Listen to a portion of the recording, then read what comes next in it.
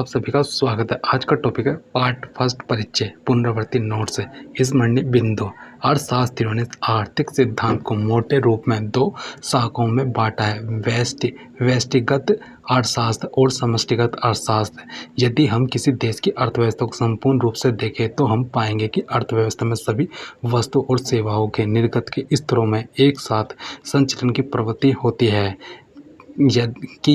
यदि किसी अर्थव्यवस्था के विभिन्न उत्पादन इकाइयों से समस्त निर्गत का स्तर, कीमत स्तर या रोजगार का स्तर एक दूसरे से निकट संबंधित हो तो संपूर्ण अर्थव्यवस्था का विश्लेषण कार्य अपेक्षाकृत आसान हो जाता है।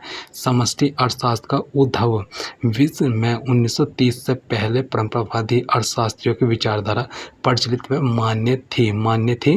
मान्य थी कि अर्थव्यवस्था में सदा पूर्ण रोजगार की स्थिति पाई जाती है, परंतु 1929-33 की विश्वव्यापी महामंदी की घटना ने परंपरावादी मान्यता को चूर-चूर कर दिया।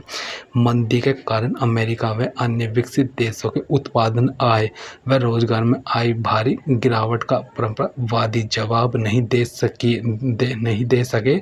मंदी की ऐसी गंभीर स्थिति ने अर्थशास्त्रियों को व्यष्टि के बजाय समष्टि स्तर पर सोचने को मजबूर कर दिया।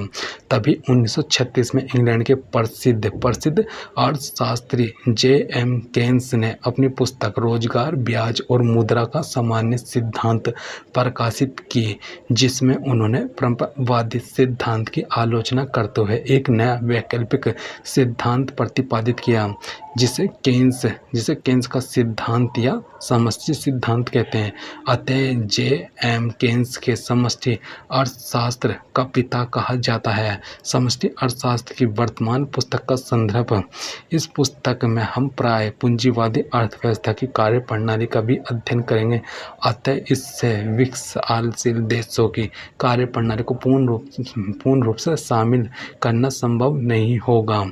समष्टि अर्थशास्त्र में अर्थव्यवस्था को परिवार, फर्म, सरकार और बाह्य क्षेत्र, इन चार क्षेत्रों के संयोग के रूप में देखा जाता है।